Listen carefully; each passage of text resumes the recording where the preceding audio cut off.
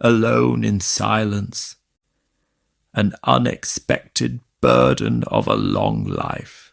He stood where he always stood, close enough to the window that the cold from the glass could be felt through the thin cotton of his shirt. Below, the radiator clicked, worn out from its endless labor. Outside, the familiar parking lot lay almost empty, its faded lines and scattered cars unchanged by time. Beyond it, the children's play area stood neglected, a dull slide, rusting swings, a wet sandbox that mocked childhood more than it invited it. A few elderly women gathered under the trees, scattering crumbs for the birds, as if that was all that remained of their lives. From this second-floor view, the world felt close enough to observe, yet far enough to stop caring as deeply as one should. He noticed every detail: a plastic bag caught in a hedge, the shiny roof of a car untouched by frost, proof of long neglect. Patterns asked only for a glance, nothing more. He wondered if he was really watching the world at all, or merely a reflection of his own life. At 90, his movements were slow but steady. His knees protested, yet his mind remained cluttered with names and dates. Like an attic, no one bothered to organize anymore. He remembered chalk dust, the weight of a ruler in his hand, and the faces of students shifting between restlessness and unexpected kindness. Outside, one of the women opened a paper bag. Sparrows and finches gathered. Her hand flicked, crumbs falling like the last fragments of dignity.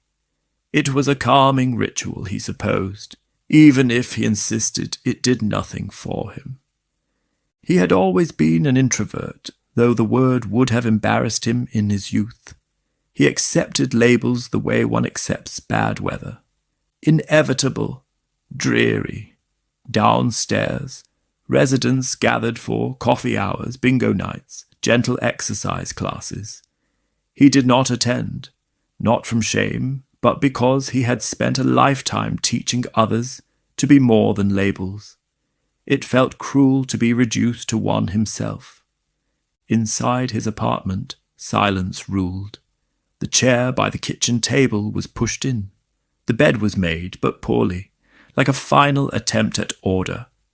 Near the kitchen door, an empty dog bowl gleamed faintly. It had been put away after the vet's last visit, yet never truly disappeared.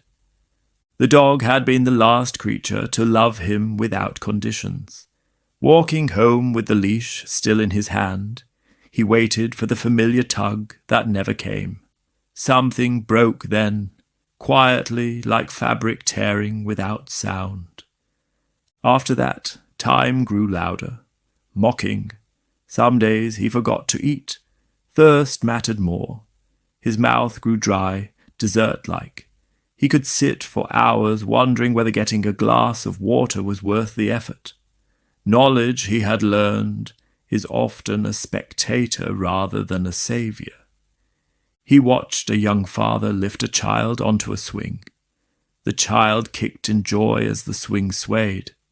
The sight made him feel old in the worst way. He had believed life was about progress, each year building towards something meaningful. Later, he suspected the future arrived regardless, indifferent to preparation, careless of the mess left behind. He married late, loved quietly, provided rather than declared. His wife's death had been clinical, more punctuation than climax. Friends disappeared one by one, stroke, fall, cancer.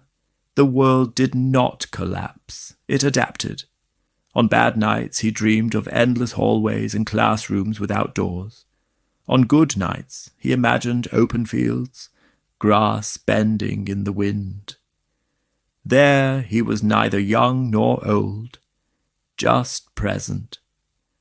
At the window he thought everything had already been seen. The same path, The same bend he felt unnecessary. No children, no one needing advice. Even the dog was gone.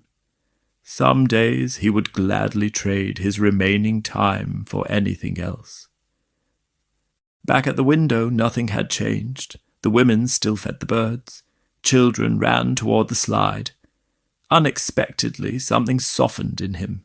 Not hope, not joy, just kindness, quiet and undemanding. Understanding, he learned, often arrives when it can no longer be used. Perhaps old age was not for building, but for being. A deeply unsatisfying conclusion. He found an unopened bag of sunflower seeds in a kitchen cabinet. He opened the window. Cold air rushed in.